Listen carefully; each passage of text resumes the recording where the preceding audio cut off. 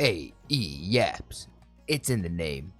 सांस लेता हूं तो एक नया कॉन्फ्लिक्ट शुरू हो जाता है. The US military captured Venezuelan President Nicolas Maduro and his wife. USA, back-to-back world champs. We are going to do something on Greenland, whether they like it or not. If we don't do it, Russia or China will take over Greenland, and we're not going to have Russia or China as a neighbor. Literally हर दूसरे दिन Trump का एक tweet आता है और पता चलता है कि कोई नया लफड़ा शुरू होने वाला है. 8 वॉर रुकवाने के लिए नोबेल पीस प्राइज मांगने वाला आदमी हर दूसरे दिन किसी ना किसी देश के खिलाफ अग्रेशन कर देता है. Whether people like Trump or don't like Trump, Right now, people don't like Trump. I settled 8 wars, big ones. I can't think of anybody in history that should get the Nobel Prize more than me. हालत Is that really what this man wants now? He wants a Nobel Prize? ऐसी है कि हमेशा से हम साथ हैं बोलने वाले अमेरिकन और European leaders Yeah, this guy speaks so slow. I'm so used to tariff लगा रहे हैं. this speed now. If they feel like Costco, I'll put a 200% tariff on his wines and champagnes. The EU nations are considering tariffs on the US worth 93 billion euros. World leaders एक दूसरे के साथ ऐसे भिड़ रहे हैं जैसे school के छोटे-छोटे bच्चे लड़ते हैं. Let me put this in. Speaking of wines and champagnes, I just have to say this. I had a dream last night. I swear it was a lucid dream.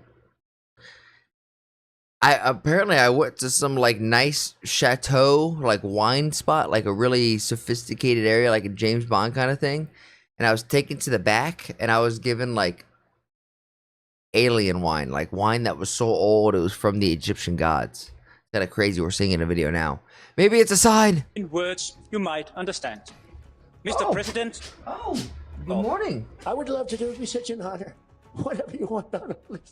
Don't tell the population. Good morning. I beg you.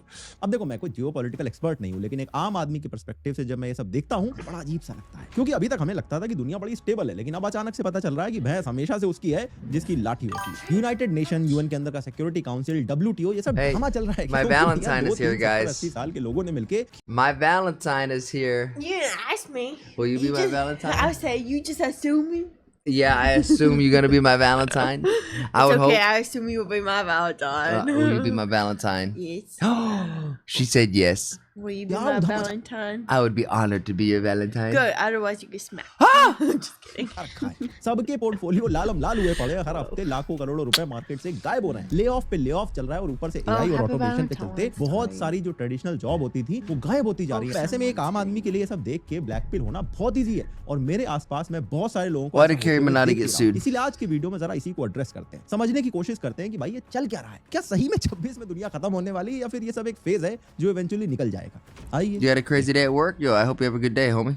Happy Valentine's Day. देखो इस global Hope you get instability का some सबसे बड़ा impact आम आदमी पे ही पड़ता है. Lay off, inflation, medical cost ये सब कुछ एक साथ हिट कर रहा है. अब जैसे ग्लोबल टेंशन बिना बताए आ जाती है वैसे बीमारी भी कभी भी आ सकती है. सिर्फ एक सीरियस इलनेस का हॉस्पिटल बिल मिडिल क्लास के लिए फाइनेंशियल डिजास्टर बन जाता है. हेल्थ केयर की कॉस्ट हर साल 14-15% से बढ़ रही है. लेकिन See, India and America are just the same. You guys are facing inflation, high medical costs. You go to the doctor and you don't have enough money. They're just gonna like, hey, you know what? Go ahead and get out. You can't. We're not gonna help you anyways. सिर्फ Like, we 700 get से it. 900 रुपए per month में आप अपनी family के लिए 10 से 20 लाख तक का हेल्थ इंश्योरेंस कवर ले सकते हो जो क्रिटिकल इलनेस Not को भी that cover good, to be करता है. honest. और अभी गवर्नमेंट ने इंश्योरेंस के प्रीमियम पे जीएसटी भी हटा दिया मतलब आप एक्स्ट्रा 18% तक सेव कर सकते हो. पर सबसे बड़ी प्रॉब्लम है कंफ्यूजन की. 25 से ज्यादा कंपनीज हैं, हंड्रेड्स ऑफ प्लान्स हैं, कौन सी पॉलिसी सही है, क्या कवर होगा, क्या नहीं होगा, ये सब समझना मुश्किल लगता है. और इसी कंफ्यूजन की वजह से लोग या तो गलत पॉलिसी ले लेते हैं या फिर इस डिसीजन को ही पोस्टपोन कर देते हैं. इसीलिए मैं रेकमेंड करता हूं डिट्टो इंश्योरेंस जो कि एक जीरोधा बैक्ड कंपनी है. डिट्टो पर आप फ्री में कंसल्टेशन कॉल बुक कर सकते हो. एक्सपर्ट्स हर क्लॉज को क्लियरली समझाते हैं. आप पॉलिसी लो चाहे ना. You know what? सबसे I want to make a joke about life policy insurance and book whatnot, but claim reject हो let जाता this है, guy तो get डिट्टो paid. आपकी Open तरफ से open letter. You do insurance enough करते हैं. videos. You deserve to पूरा get paid. paperwork और support But आपको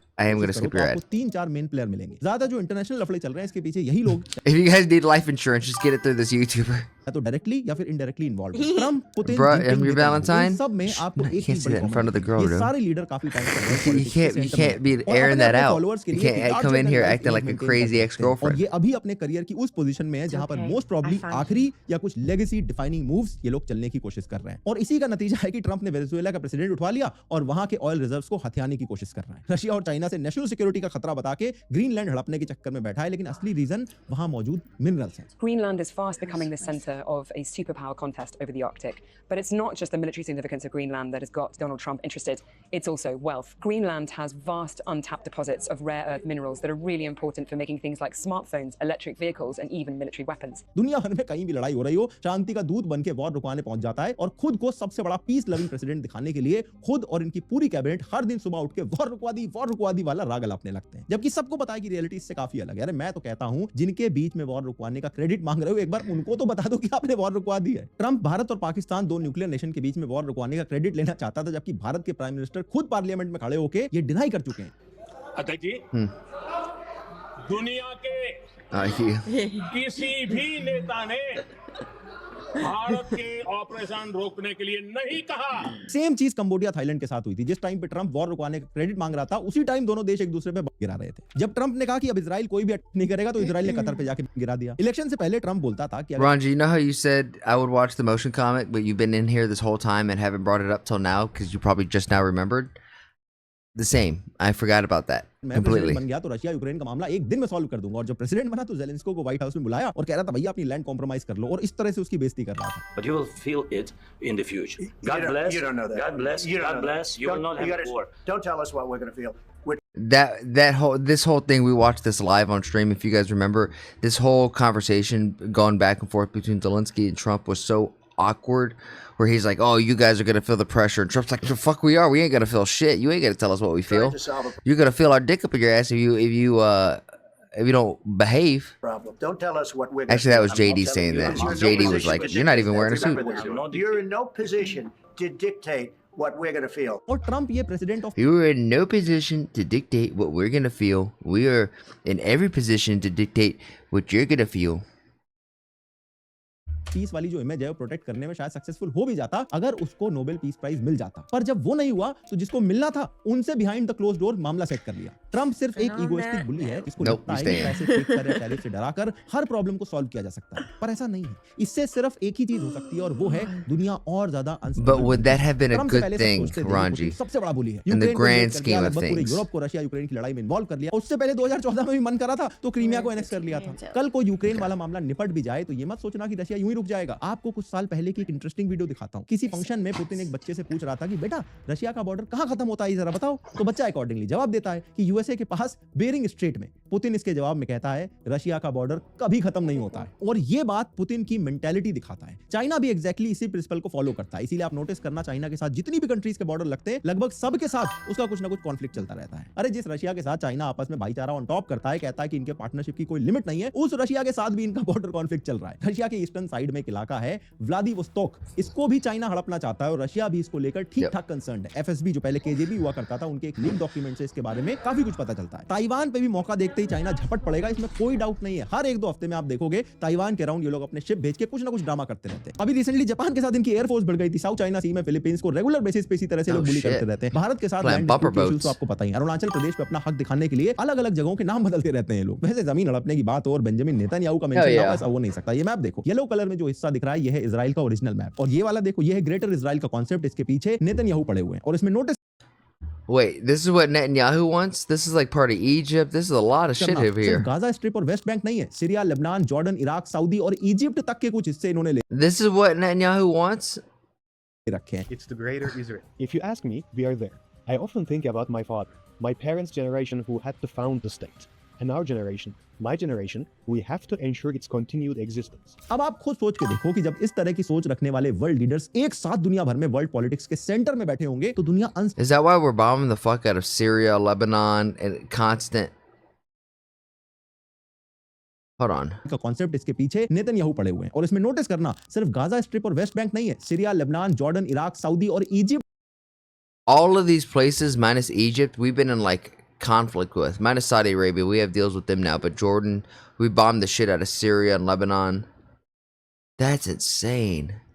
तक के कुछ हिस्से इन्होंने ले रखे हैं। It's the greater Israel. If you ask me, we are there.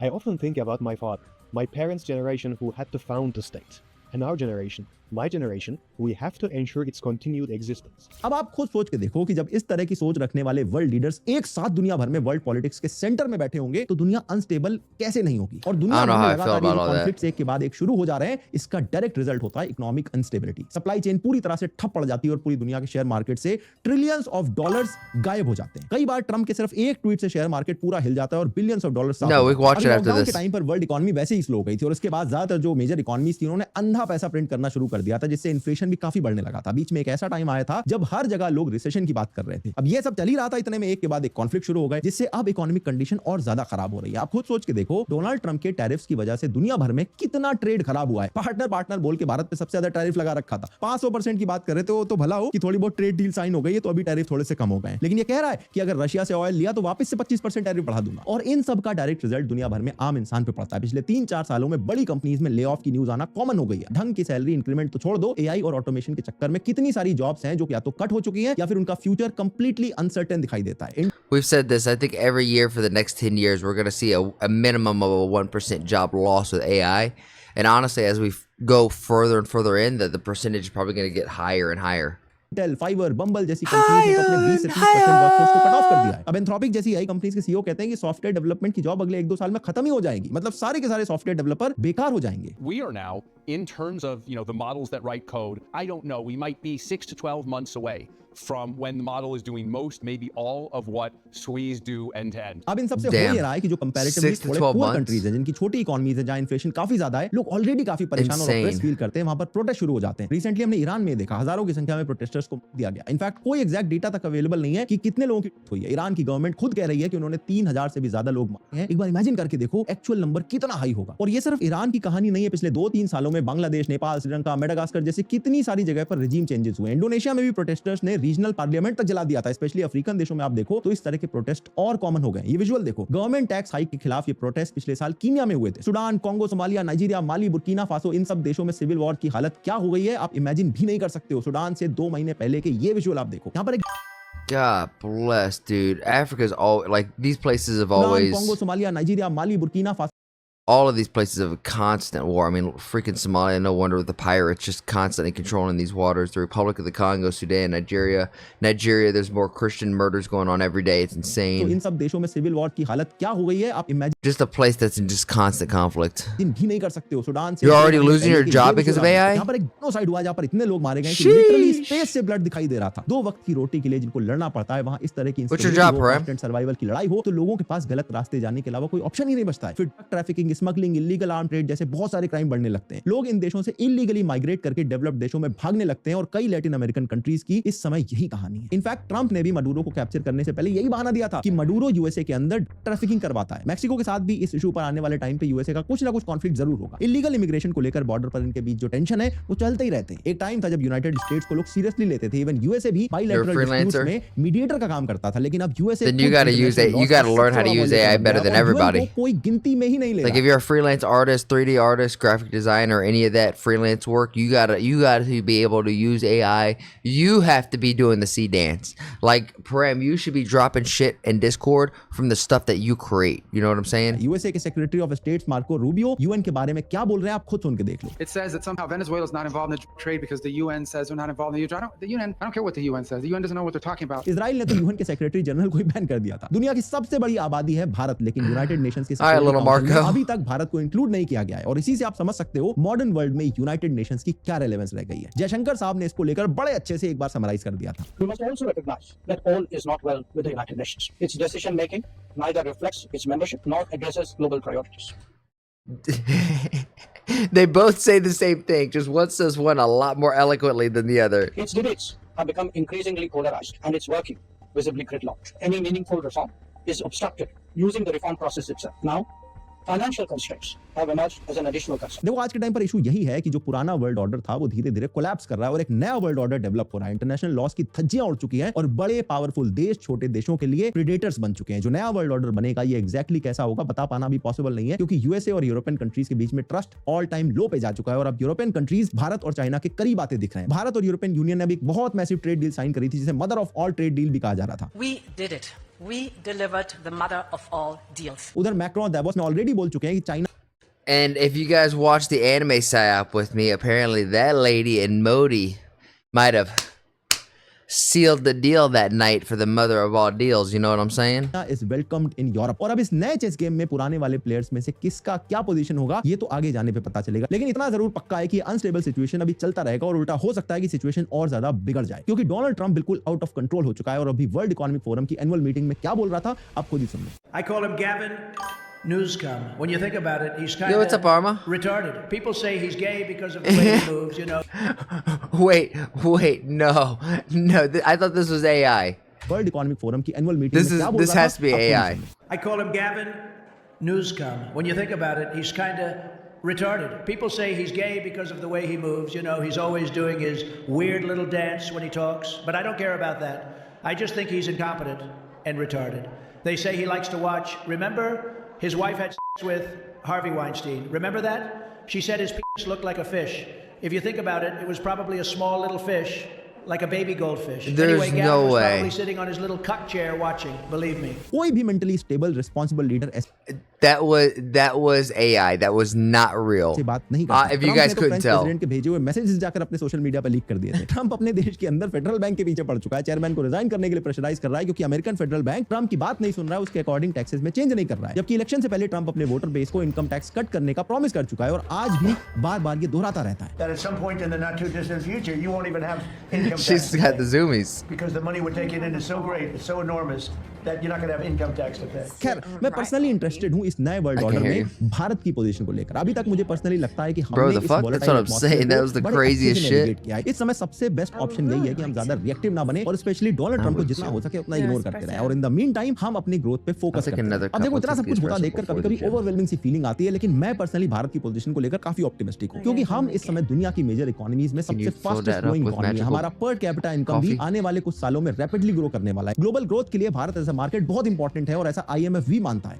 पिछले कुछ समय से भारत में ठीक-ठाक इन्वेस्टमेंट भी आता हुआ दिख रहा है। आने वाले कुछ सालों में बहुत सारी चीजें होंगी, जैसे चाइना ताइवान पे हो सकता है अटैक कर दे, हो सकता है यूरोपियन यूनियन ही टूट जाए, हो सकता है ट्रंप के साथ ही कुछ हो जाए, हमें कुछ नहीं पता। ये बहुत ही वोलेटाइल सिचुएशन है और ऐसे में हमारे हाथ में ज्यादा कुछ है नहीं सिवाय इसको ऑब्जर्व करना। ट्विटर पे एक अकाउंट है अरविंद जो अक्सर बहुत सारी प्रेडिक्शन और थ्योरीज पोस्ट करता रहता है। कई सारी जो बातें इनकी बहुत ही अजीब लगती हैं, लेकिन बहुत सारी ऐसी भी बातें हैं जो सच साबित होती है, जैसे बांग्लादेश नेपाल रिजीम चेंज को लेकर या वेनेजुएला के प्रेसिडेंट के कैप्चर को लेकर इन्होंने काफी पहले कुछ बातें लिखी थी। अगर आप इन चीजों में इंटरेस्टेड हो तो आप इनके अकाउंट को फॉलो कर सकते हो। लेकिन जो भी हो, पिछले कुछ सालों में एक चीज बिल्कुल क्लियर हो चुकी है कि दुनिया को हम जितना स्टेबल और कोऑपरेटिव समझ रहे थे, असलियत में दुनिया वैसी है नहीं। यहाँ सिर्फ और सिर्फ माइटी इज द राइट की पॉलिसी चलती है और ये कोई नई बात नहीं है। दुनिया इतनी स्टेबल कभी रही नहीं है। अभी आप पिछले 50 60 70 80 साल पीछे जाओगे तब भी वॉर हो रही थी, उससे पहले भी वॉर हो रही थी, तो वॉर बहुत ही कॉमन चीज है। इनफैक्ट ये बहुत ही अबनॉर्मल था कि दुनिया इतने सालों से शांत बैठी थी और इसलिए जरूरी है कि इन चीजों से आप मत होने दो। बल्कि मैं तो कहता हूं कि खुद के अपस्किलिंग पे फोकस करो, अपने आप को समय के साथ थोड़ा अपडेटेड रखो, AI की फील्ड में नया क्या आ रहा है उसको अपने काम में कैसे इंटीग्रेट कर सकते हो, ये सब सीखते रहो। बाकी चीजें तो देखो चलती रहेंगी, उसको हम रोक नहीं सकते हैं, पर अपने आप को बेटर अपॉर्चुनिटीज के लिए प्रिपेयर